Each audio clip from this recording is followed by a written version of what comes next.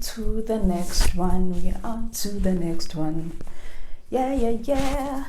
Yeah.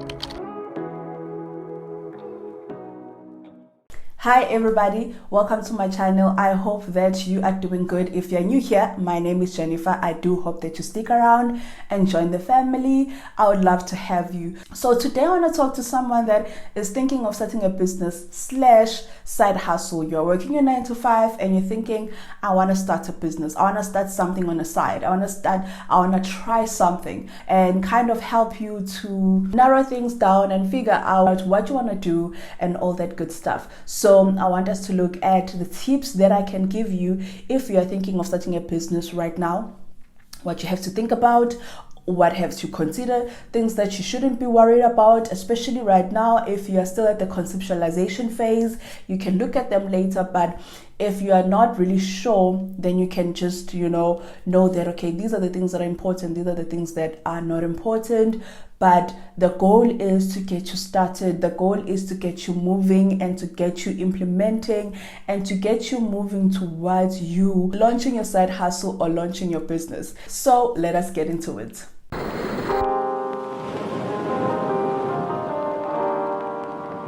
So the first thing that I think is very important if you're thinking of starting a business right now is you need to have a clear plan.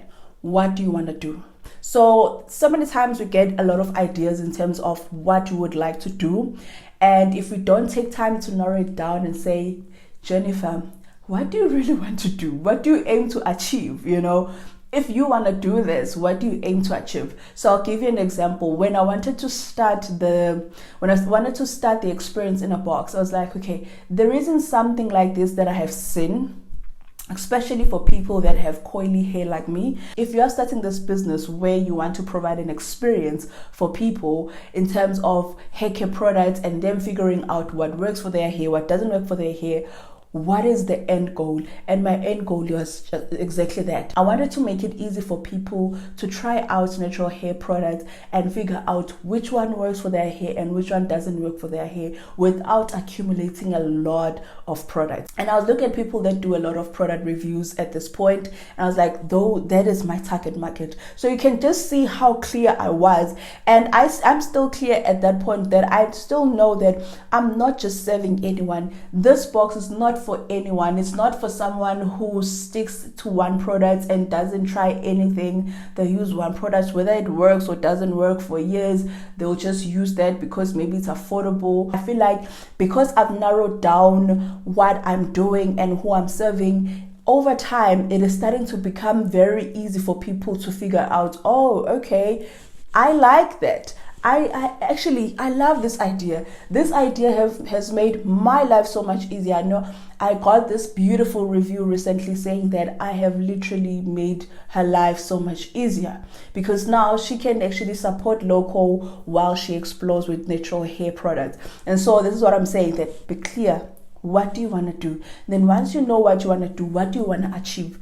Then once you know what you want to achieve, look at then who is your target audience, who is your target market, because you don't want to market to everyone. Even though I put my things on social media and it goes to everyone, but I know that the people that I'm targeting will see it and they will appreciate it. So that is the first thing. Be clear about what you want to do. Second thing, which is the most important one as well, how are you going to fund it? Now, if you're going to have a product business, unlike a service-based business, you can start it without any capital. But if you're going to have a product-based business, think about how you're going to fund it. If you have a 9 to 5, now you need to start putting money aside for your business. Even still today, you guys, I still put money aside for my business. I still say, okay, this month, this much is going towards my business. And every time when I get paid, I just transfer it to the business account. And it makes my business continue to be operational, because if I stopped doing that, then I wouldn't have any capital. So I want you to think about that. How are you going to fund your business? Are you going to fund it via your 9 to 5? Are you going to get sponsorships? Are you going to look for funding and all the stuff? think about that, because not many of us are privileged enough to just get funding and sponsorships, and so many of us, we have to dig in our own pockets. But you need to look at, can I afford this? If you feel like you can't afford it, then maybe start saving towards it, and then know that you are building towards your business fund. And then when you feel like you have enough capital, then go into it. Tip number 3 is, do not rush to register your business. And this, I'm speaking to my South African sisters and my South African brothers. I don't know what it's like in other parts of the world, but I do know that here in South Africa, registering a business is something that is very serious. I, for one, do not want to have thousands of business names registered under my name, because it can end up blacklisting you if, let's say, for instance, you are not filing your taxes, you are not doing your reports and all this stuff. And if you have too many business names, you might find yourself, your name and your ID number being blacklisted. So I want you to think like that. You don't have to rush and open a business if you are not sure. Especially if this is a side hustle that you're not sure about, you're just testing out. Don't rush and go and open a business and all the stuff. Rather, just start slowly, test the market first, put your product there, put your best foot forward, and see how people react to it. And if you get more positive feedback and you feel like you are enjoying this, then you can go ahead and register your company.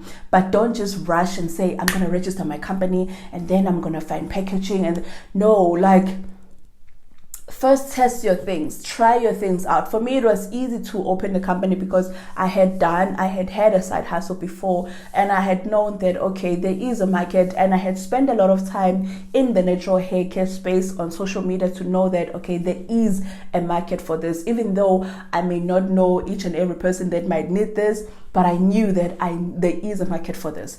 And so it was easy for me to then say, okay, I'm going to open a company. And still, even then, I used a name that I felt it was very versatile, and a name that I can put anywhere and just, change words around, and it will still be my business name. As I said, don't rush to go and open a company unless in your country it's very important that you have to register your business. Then I understand. But in South Africa, if you are having this as a side hustle, don't rush to open a company.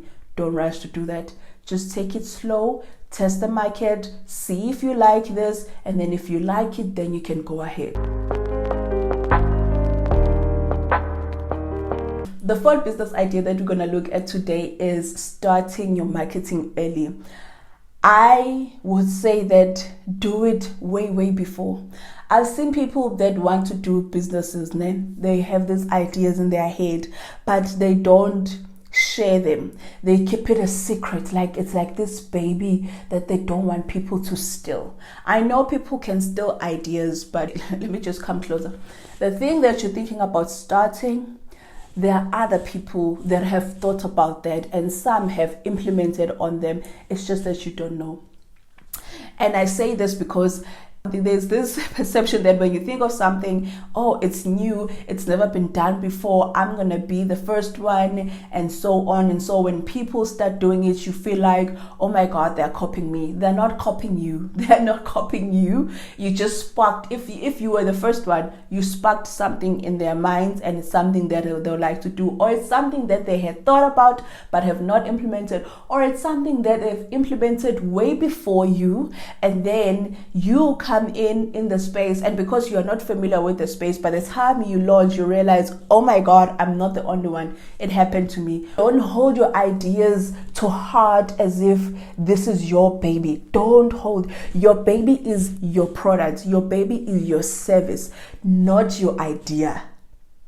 I hope you understand. I hope that I'm making sense. Because the moment you get attached to the idea and you discover that there are other people that have done that, there are other brands that have done that, you just were not aware of it. Because remember, if you want to buy a car and you have not seen it, all of a sudden you start seeing it everywhere. That is how it is. That's how it was with me as well. I was seeing a lot of brands that actually did the same thing that I wanted to do, but they didn't do it like I want to do it. Here's the thing as well. If you are sticking with your idea and you're holding it like your baby, thinking that people are going to steal it, no one is ever going to do it like you do. So I'm saying this, that start marketing early, because when you market early, it makes it clear, it makes it easy for you to sift out people that are for you and people that are not for you, people that you are targeting and people that you're not targeting. Because as I said, you don't want to be trying to convince people that are not your target market to buy, because they're going to give you a headache. You want to attract people that are actually in your target market. And the best way to do that is to start early. Start as early as possible to put your business out there. Do not wait until your business is ready for launch and then you say, bam, this is my business. Don't do that. Please don't do that. The fifth and the last tip that I'm gonna give you, which I wish that as businesses or people that start businesses will do this more. Now, you don't have to have YouTube to do this. You can do it when you even have Instagram. Like, if you're gonna start a business, you wanna have Instagram, and you have WhatsApp as well. So you can use your stories on WhatsApp. You can also use your Instagram page and also your YouTube page. So the tip that I'm talking about here is, if possible, the moment you start conceptualizing your idea and thinking and planning, sourcing materials, sourcing packaging, sourcing all these things and trying to put things together, testing out this and trying that, please try and share it with your market. As I said in the previous point, I said don't wait until you launch for you to tell people what you're going to be doing. So this point ties into that. So you can start by saying, introducing your business, this is your target audience and all the stuff. And then as you go through your process of you launching your business, as you are preparing behind the scene, take people with you. Show people you sourcing your material, show people you buying this, show people the struggles of starting a business. Let people in, so that as they are in, they can be with you in this journey. You don't want to be alone in this journey. You want to make sure that you are with people that have been with you since you conceptualize the idea till the day that you launch, because it makes it so fun that by the time you get to launch day, there are people who are rooting for you and they're just waiting on the other side saying, you know what, we are going to buy your first launch, just as a way to support and to appreciate the hard work that you have been putting in. But if you don't share that with your people, if you don't share that with your community, then they're not gonna know, they're not gonna care.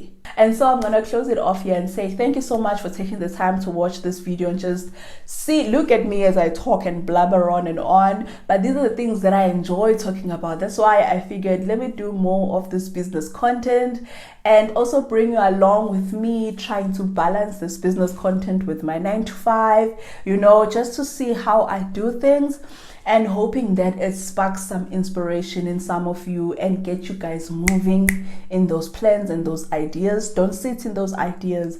Try them. If it doesn't work, move on to the next one. There is nothing wrong with that. So until I see you on the next video. And by the way, whoa.